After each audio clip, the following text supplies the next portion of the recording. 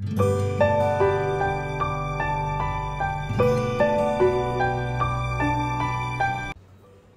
అండి, నేను Razia's healthy kitchen నుంచి. ఈరోజు మన రెసిపీ వచ్చేసి నాటుకోడిలో ఉండే స్పెషల్ పార్ట్స్ అండి. స్పెషల్ పార్ట్స్ అంటే కందనకాయ, లివరు, ఇలా ఎగ్ పార్ట్స్ ఉంటాయి కదండి, ఎగ్ ఉండే చంచి, అవి మొత్తం అన్ని ఈరోజు ఫ్రై చేసుకుందామండి. మనము నాటుకోడి తీసుకున్నప్పుడు ఈ పార్ట్స్ ఇందులో నుంచి మనకు వస్తాయండి. ఈ నాటుకోడితో మనము బిర్యానీ ఇంకా నాటుకోడి పులుసు చేసుకోబోతున్నాము. ఇవి డిస్క్రిప్షన్లో ఇస్తానండి లింక్స్ నేను. ఇవి దీంతో మనం ఈరోజు ఫ్రై చేసుకుందాము. ఈ విధంగా నాటుకోడిలో ఉండే ఆ గుడ్డు సంచులను మనం ఈ విధంగా ముక్కల్లా కట్ చేసుకుందామండి. ఇవన్నీ కూడా కొంచెం చిన్న చిన్న పీసెస్లా కట్ చేసుకోవాలండి. అవి అలా పూర్తిగా ఉంచితే బాగోవు. మొత్తం అన్నీ కూడా చిన్న చిన్న పీసెస్లా కట్ చేసుకోవాలి. ఈ లివర్ కాకుండా ఆ పేగుల్లా ఉన్నవి గుడ్డుకు సంబంధించినవి చిన్నగా కట్ చేసుకోవాలండి. దీన్ని శుభ్రంగా 2-3 సార్లు కడిగి ఇందులోకి ఒక 1/2 స్పూన్ పసుపు, ఒక 1/2 స్పూను రెడ్ చిల్లీ పౌడర్ వేసుకుని దీన్ని బాగా మిక్స్ చేసుకుందామండి. ఈ విధంగా మొత్తం అంతా బాగా కలిసేలాగా మిక్స్ చేసుకొని ఇప్పుడు ఇందులోకి మనము 1/2 స్పూను సాల్ట్ వేసుకుందామండి. సాల్ట్ మరి ఎక్కువ వేసుకోకూడదండి, కరెక్ట్గా చూసి వేసుకోవాలి. ఇది మనం తీసుకున్నది 1/2 కిలో అండి. ఈ 1/2 కిలో క్వాంటిటీస్కి మనకి ఒక 2 ఆనియన్స్ అండి. పెద్ద సైజు ఉంటే 2 తీసుకోండి, కొంచెం చిన్నగా ఉంటే 3 ఆనియన్స్, ఒక 6 పచ్చిమిర్చి మజ్జిగ కట్ చేసుకొని కొంచెం కొత్తిమీర తీసి పెట్టుకుందామండి. ఇప్పుడు స్టవ్ పై ఒక కడాయి పెట్టి, కడాయి హీట్ ఎక్కిన తర్వాత ఇందులోకి ఇప్పుడు ఒక 100 ml వరకు ఆయిల్ వేసుకుందామండి. ఆయిల్ హీట్ ఎక్కిన తర్వాత ఇందులోకి మనం కట్ చేసి పెట్టుకున్న ఆనియన్స్ అన్నీ కూడా ఈ విధంగా బ్రౌన్ కలర్ వచ్చేలాగా ఫ్రై చేసుకుందాము. ఇలా మొత్తం బ్రౌన్ కలర్ వచ్చిన తర్వాత ఒక 1/2 స్పూన్ పసుపు అండి, ఒక 1/2 స్పూన్ పసుపు, ఒక 1/2 స్పూను కారం వరకు వేసుకొని మళ్ళీ ఇందులో కూడా ఒకసారి బాగా మిక్స్ చేసుకుందాము. ఇప్పుడు ఇందులోకి ఒక 1/2 స్పూన్ గరం మసాలా అండి. ఈ గరం మసాలా ఇది మనం చేసుకున్న గరం మసాలా అండి. ఇది లింక్ డిస్క్రిప్షన్లో ఉంది, డీటెయిల్స్ అన్నీ కూడా ఒకసారి చూడండి. నెక్స్ట్ ఇందులోకి ఒక 1/2 స్పూను హోల్ మసాలా అండి. ఈ హోల్ మసాలా కూడా లింక్ నేను డిస్క్రిప్షన్లో ఇస్తానండి, ఒకసారి చూడండి.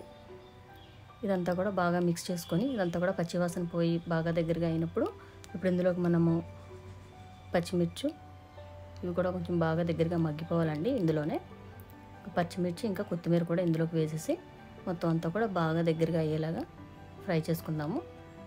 కొంచెం కొత్తిమీరని మాత్రం మనం పైన గార్నిషింగ్కి ఉంచుకుందామండి.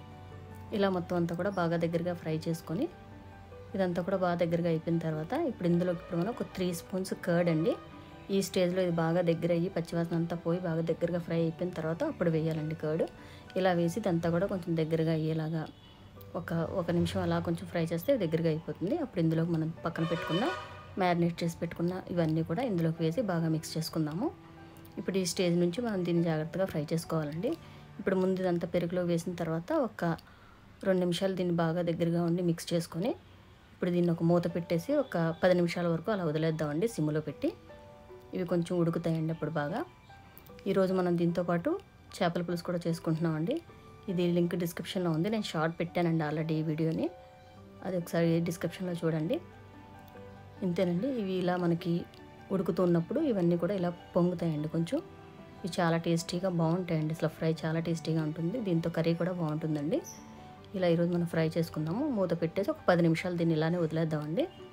ఒక 10 నిమిషాల తర్వాత అవి ఇంకొంచెం పెద్దగా అవి బాగా ఉడుకుతాయండి. అవి ఈ విధంగా 10 నిమిషాల తర్వాత మనం మూత తీసేసి దీన్ని కొంచెం ఇలా ఈ విధంగా ఇంకొక 5 నిమిషాలు బాగా దగ్గరగా సిమ్లో పెట్టుకుంటూ హైలో పెట్టుకుంటూ దీన్ని ఇలా ఫ్రై చేసుకుందాము.